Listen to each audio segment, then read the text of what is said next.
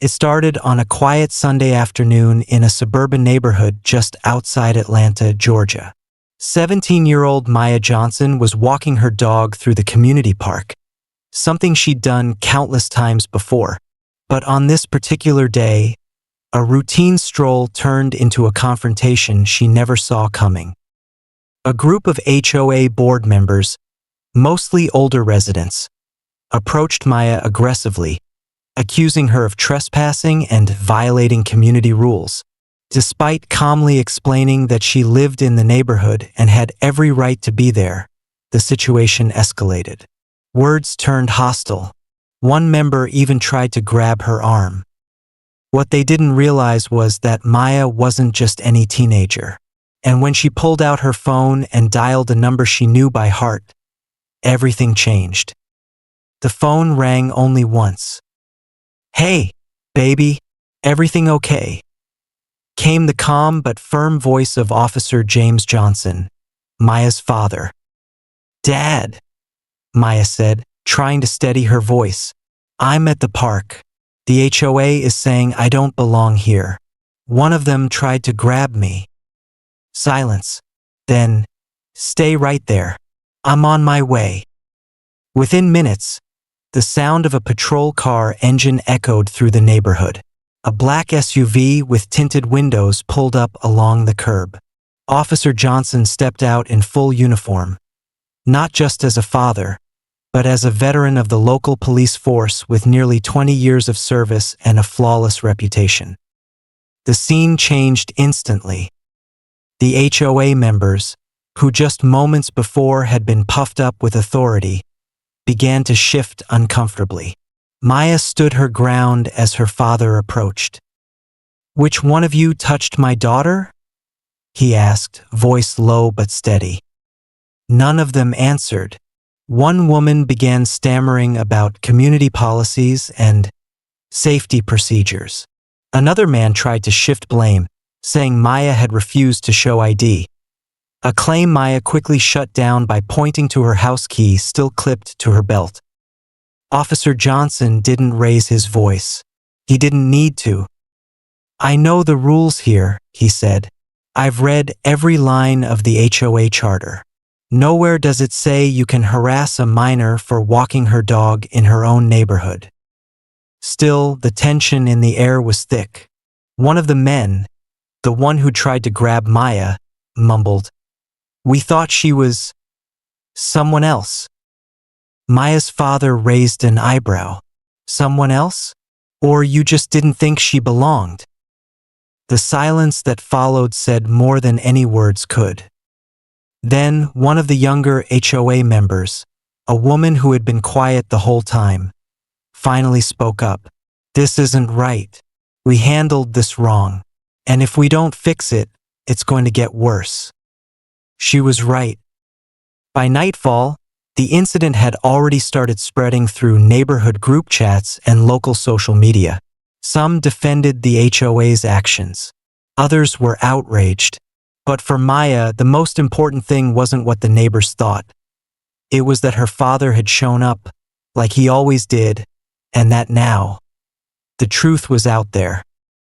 The HOA tried to sweep the incident under the rug the next day, calling it a misunderstanding. But Maya and her father weren't done. Not yet. The following morning, Maya woke up to a flood of messages. Friends, neighbors, even people she didn't know were sharing the story online. Someone had recorded part of the confrontation on their phone and posted it to TikTok. The video had already racked up over 80,000 views overnight. The caption read, "17-year-old harassed by HOA in her own neighborhood. Then her dad showed up." Maya scrolled through the comments. "This is disgusting. Glad her dad stood up. They didn't expect a black girl to belong there. What HOA was this? We need names. Tag the local news station. This needs coverage." By mid-afternoon, 2 local journalists had reached out for interviews. Her father wasn't thrilled about media attention, but he didn't stop her either. Maya knew this was bigger than her now. It was about visibility, about the kind of subtle racism that hides behind rules and bylaws. That night, their family sat down at the dinner table. It was quiet at first, just the clinking of forks and distant sound of a TV in another room. Then her father said, "Are you sure you want to do this, Maya? Go public." Maya looked up. "They thought I didn't belong. I do. And I want every black kid who watches that video to know they belong too." He nodded, pride softening his face. "Okay, then we do it right." Within days, Maya was speaking to a local NBC affiliate. She didn't shout, didn't accuse. She simply told the truth, what happened, how it made her feel, and how often things like this happen to people who look like her, but go unnoticed. The response was overwhelming. People from all over the country sent messages of support. Civil rights groups reached out. A petition started circulating demanding an internal review of the HOA's practices, and it got thousands of signatures within a week. But not everyone was on her side. An anonymous flyer appeared on their doorstep one morning. "Stirring up trouble doesn't help anyone. This neighborhood used to be peaceful." Her mother tore it up before Maya could even see it. But Maya already knew change never came without pushback. The HOA, now under intense scrutiny, held an emergency meeting. Several board members resigned quietly. But the man who had grabbed Maya, Mr. Langston, refused to step down. He insisted he acted out of concern and blamed media exaggeration for the backlash. Maya decided she would attend the next open HOA meeting, not to argue but to speak. As she walked into the room, all eyes turned toward her. Some looked away. Others nodded respectfully. Mr. Langston sat stiffly at the far end of the table. Maya stood, took a breath, and began. The room was quiet as Maya stood before the HOA board and a few dozen residents who had come to see what would happen.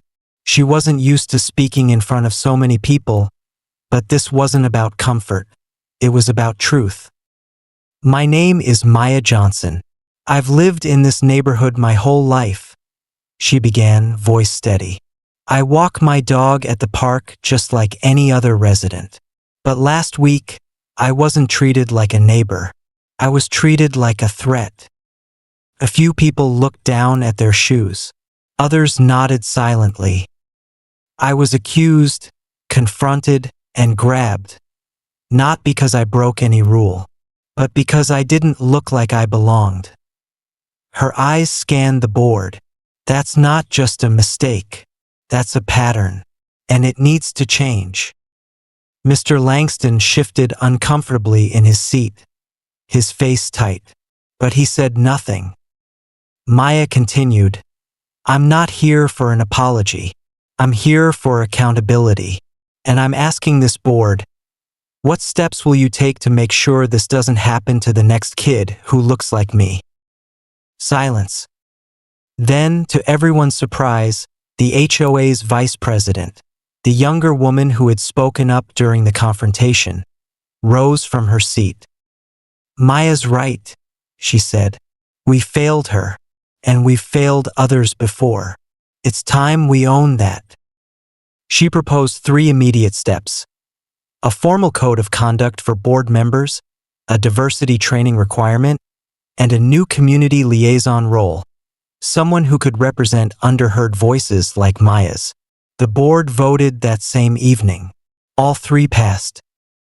Mr. Langston, under mounting pressure and facing potential legal action, resigned quietly the following week.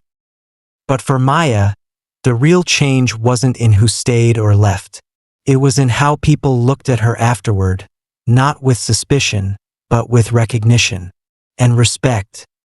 Weeks passed. The viral video faded from headlines, but the neighborhood felt different. A little more aware, a little more careful, a little more kind. One Saturday morning, Maya walked her dog past the park again. A few neighbors waved. One of the HOA members, Someone who hadn't spoken to her before smiled and said, "Morning, Maya." She nodded, smiled back. Things hadn't magically healed, but they had started to shift, and that was enough. For now.